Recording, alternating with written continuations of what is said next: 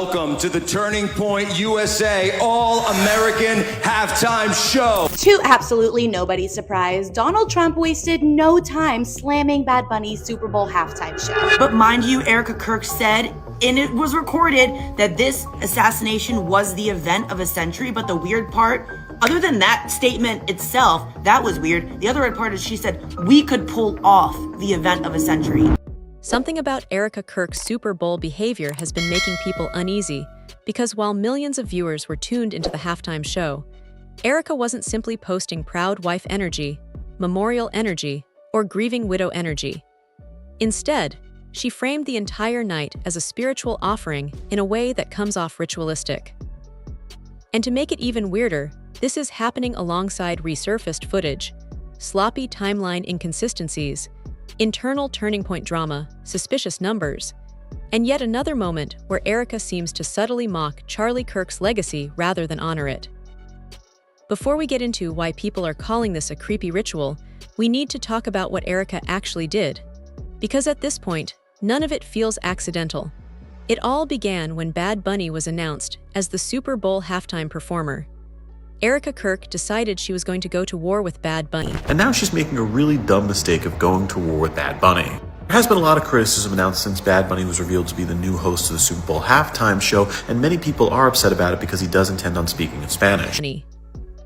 This was the first red flag in how they were handling this whole situation. But many have problems with this, like Homeland Security Secretary Kristi Noem, who said she plans on bringing ICE to the Super Bowl, which doesn't make much sense seeing how the lowest ticket price for the Super Bowl is $3,800, so I doubt a lot of legal immigrants will be attending. Then, on Super Bowl Sunday, while the NFL aired Bad Bunny's halftime performance, Turning Point USA launched a counter-programmed live stream called the All-American Halftime Show. It was headlined by Kid Rock, alongside Brantley Gilbert, Lee Brice, and Gabby Barrett. Is Erica Kirk going to be in the halftime show tonight at the Super Bowl, or is it just Kid Rock? I'm really confused on what TPUSA has to do with the Super Bowl at all, or a halftime show. Is it going to be a speech? I don't know. I guess they can afford it, though, because they made $250 million since Charlie Kirk was assassinated. Why did Erica even need to get involved in this? Almost immediately, she took to X praising the show, posting a montage of her late husband, Charlie Kirk, thanking millions for tuning in and writing, "Charlie would have absolutely loved it. It's okay to love Jesus music in your country. Ultimately, this is what it's all about. Making heaven crowded. I love you, Charlie, baby. This is all for you." On the surface, that sounds like grief. But it's the tone people can't get past, because Erica didn't just say it was in Charlie's memory. She framed the show as something that actively moves souls toward heaven, almost like the event itself was an offering. Especially when you zoom out and notice, Erica has low-key been repositioning herself as the main character of Turning Point. A clip went viral just days before the Super Bowl of Erica getting pressed about inconsistencies in her dating timeline, because in multiple interviews she has insisted she never dated anyone during her 5 years at Turning Point. Hey Erica, what about the guys you dated before Charlie? I was here for 5 years. I never dated here because I saw vicariously through my roommate how terrible it was. But the internet did what it always does. People dug up archived pics, old posts, and even reality TV footage showing Erica in multiple very public relationships during that same time period. And 3 years before that, we're dating this guy, Tyler Massey. I mean, you guys would do couples photo shoots.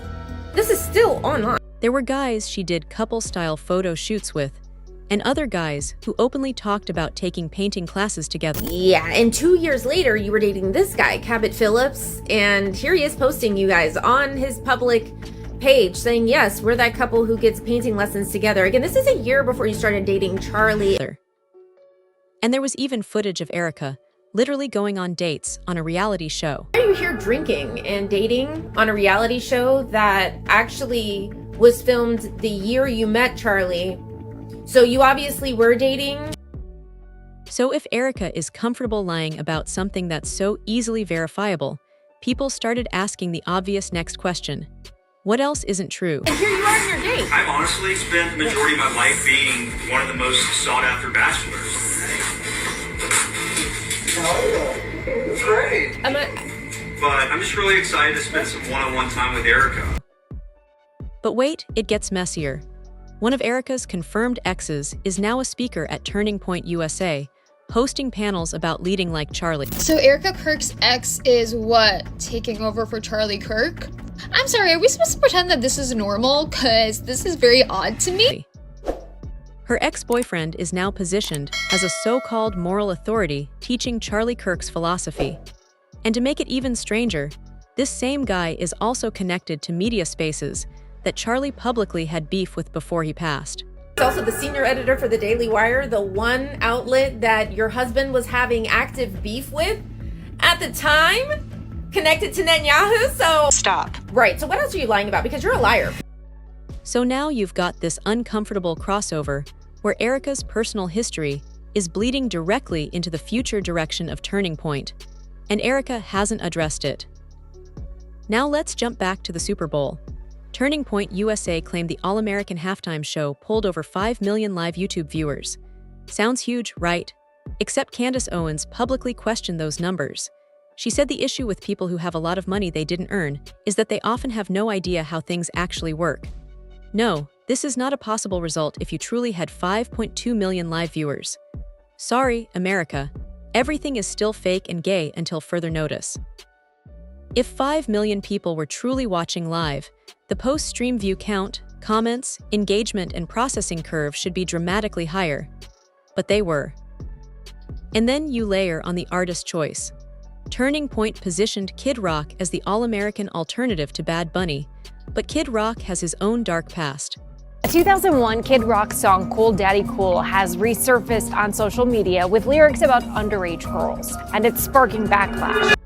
Kid Rock has a resurfaced song with lyrics about underage girls that's already sparked backlash. He has multiple arrests. Journalists have accused him of waving a firearm during interviews and using racial slurs. And to make it even messier, Bad Bunny's halftime show leaned heavily into Puerto Rican culture, immigration heritage, and Pan-American unity.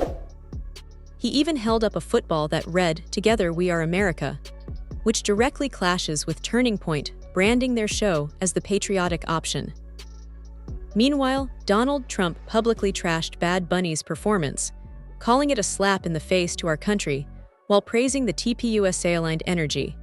He says, the Super Bowl halftime show is absolutely terrible, one of the worst ever. It makes no sense. It is an affront to the greatness of America and doesn't represent our standards of success, creativity, or excellence. Nobody understands a word this guy is saying, and the dancing is disgusting, especially for young children that are watching from throughout the USA and all over the world. So when you zoom out, this is how it all starts to look. Erica positioning herself as Charlie's spiritual successor, framing a highly political live stream like it's some kind of soul-saving moment, tying Charlie's legacy directly to her counter-programming, while refusing to clear up the contradictions in her own past. And to make it worse, some people online are resurfacing old rumors claiming Charlie may have quietly removed Erica from his will before his death. So allegedly, the story is that Erica Kirk was having an affair. Charlie hired a private investigator to kind of follow her and see what was going on. And then he took her out of the will. So Turning Point USA, all of the merch, none of that goes to her at all. It just goes to their 2 children. And boy, did they make a lot of money on that merch too. Those claims are still unverified. So Erica supposedly starts screaming at the lawyers when she finds out that she was left with no money. But mind you, she was mad that Candace Owens allegedly was making hundreds of thousands of dollars on the assassination and everything going on, telling her side of the story, etc. But nobody would be shocked if they turned out to be true. So Charlie Kirk wrote Erica Kirk out of his will because he found out she was having an affair? Oh, what a time to be alive. Everything about the rollout, branding, lineup, messaging, and positioning benefits Erica's control of Turning Point, not Charlie's independent legacy. And that's the part people can't shake. Because if this was really about honoring Charlie, why does it feel like he's slowly being turned into a prop in Erica's personal reinvention arc?